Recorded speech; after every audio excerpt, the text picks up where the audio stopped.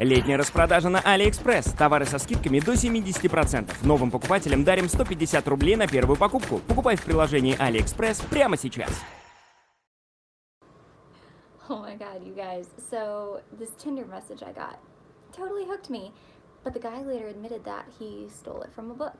And when he told me which book, I was like, you gotta be kidding me. Because I read this book like 5 years ago, and I didn't think guys would know about it because it was so dirty. Well, apparently this one did. Apparently this one did, and well, this guy actually made a video about how messed up it is, and you should give it a view all the way to the end because there's some really good stuff in here. Hey, my name's Christian, and one more warning, if you're a woman, this presentation is going to make you uncomfortable because the discoveries I'm going to share about what women want, what they secretly crave, are really messed up, and I promise you've never heard this before. And by tapping into this secret knowledge, you will have what it takes to make any woman obsess over you. In fact, I'm going to give you one of my very best tips in just a moment. You'll use it to know if a girl wants to hook up with you the next time that you see her. And it works every time.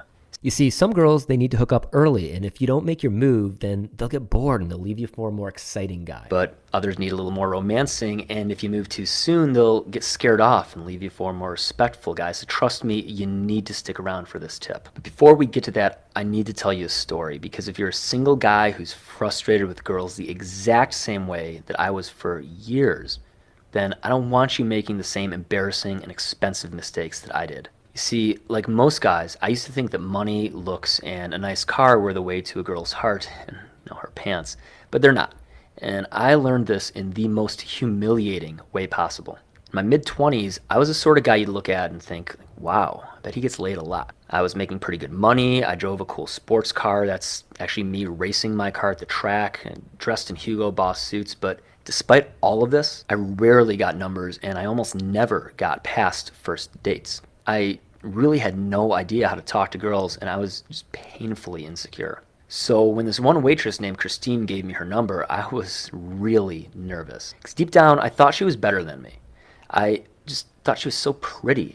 And man, I would have killed to sleep with this girl. And the more that I thought about her, the more that I wanted her to be my girlfriend. In my mind, and I can't really explain this, but she was just so perfect for me. So when I finally convinced her to go out with me, I went all out, man. I spent over $600 on 3 dates with her, and except for one lousy kiss on the cheek, got absolutely no signals from her the entire time about how she felt for me. $600 freaking dollars. The worst part was that she seemed to like me less and less after every date. After the third date, I didn't hear from her for the entire week. I was just so nervous and beside myself, and just anxious and confused.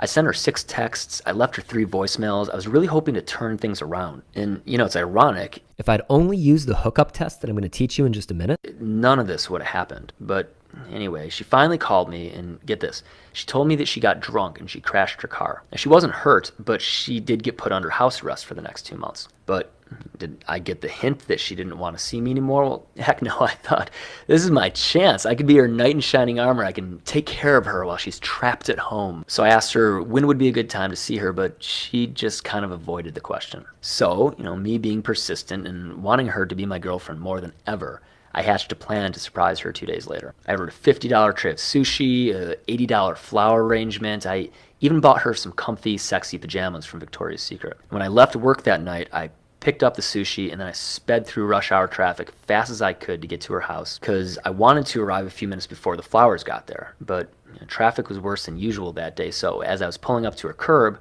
I saw the flower delivery guy knocking on her door. And just as I was walking up to the house, sushi tray in one hand, Victoria's Secret bag in the other, the door opened. But it wasn't Christine. It was a guy. He was kind of scrawny and dorky looking, but he wasn't wearing a shirt, and his hair was really messy. And then I saw Christine.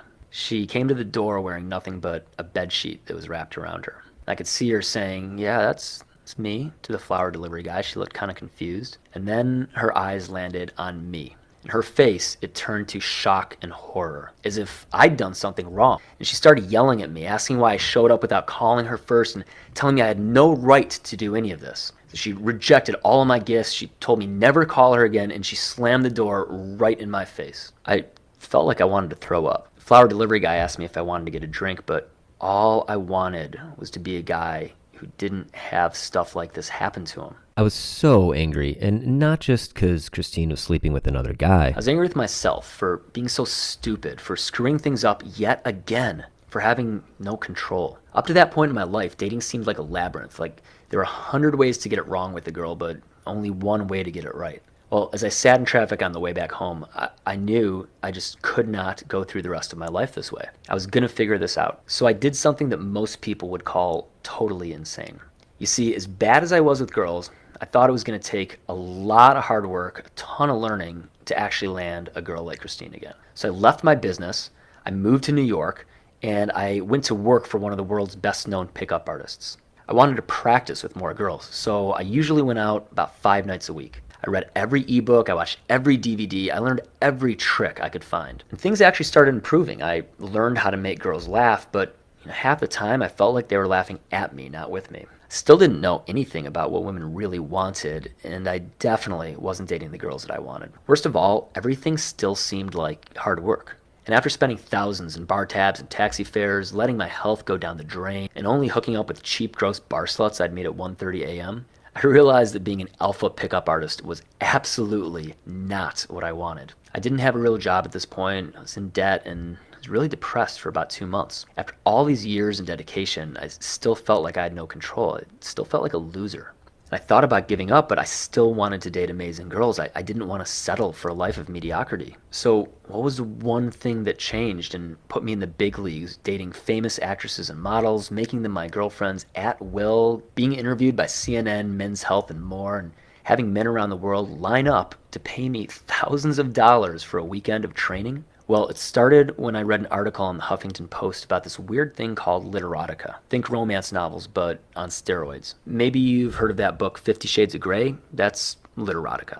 And as I read about it more, I was shocked and sometimes disgusted. Some of the most popular stories, and these are written by women, mind you, they're fantasies about being strippers or harem girls. Tons of stories are out there about delighting many men at once. You might think like I did at first, that literotica must be a small niche, but women devour this stuff. Literotica is currently the #1 ebook category on Amazon.com. I mean, this is the dark secret that every girl indulges in. Chances are very good that just about every woman you know has gotten off on it at some point. And because this stuff is so weird, and because so many women are addicted to it, I began to wonder, what's really going on with the female brain? Because, let's face it, man, if you ask a woman what she wants, she'll tell you she wants a rich guy who can make her laugh, or a sexy Men's Health cover model, or a confident movie star. And that's her social brain doing the talking, the part of her that would never tell someone about her deep, dark desires. But I once had money, and I learned to make girls laugh, and I was still failing miserably. So I knew that it couldn't really be these superficial things that make women want a man. And when I began to study literotica and understand what a woman's evolutionary brain really desires, well, a very different picture emerged. I knew I was onto something. I printed out story after story. I bought book after book. My desk looked like I was in a PhD program. I went through every story with a highlighter. I was looking for the stuff that caused women to become attracted and turned on and eventually to fall in love with a man. And man, it was crazy because whether the story was about some badass alpha male or even a scrawny innocent beta who she fell for, the things that led to sex and love were always the same. It seemed like there was an obsession storyline. And when a guy in the stories followed it, it made the women want to sleep with him and compulsively fall in love. So I went a little further. I began to read some scientific research and realized that this obsession story is something that women are born with. They literally pop out of the womb programmed to fall for it. And you have thousands of years of evolution to thank for that one. And that's why literotica is so popular and addictive. Every book that does well, it's pretty simple. It just follows the same obsession story that evolution has hard-coded into a woman's DNA. And what you'll find is that when you're the guy who turns her obsession story into reality, well, she can't help but give herself to you. It's entirely unconscious. She'll tell her friends that it's fate or destiny or something else like that. And it might feel unfair that you're the one in control of the whole process from the moment you meet her until she's your loyal girlfriend. But trust me on this one, even if it hasn't happened to you before, it feels a hell of a lot better than having no control and showing up at your crush's apartment with flowers and food, only to find that she was just in bed with another guy.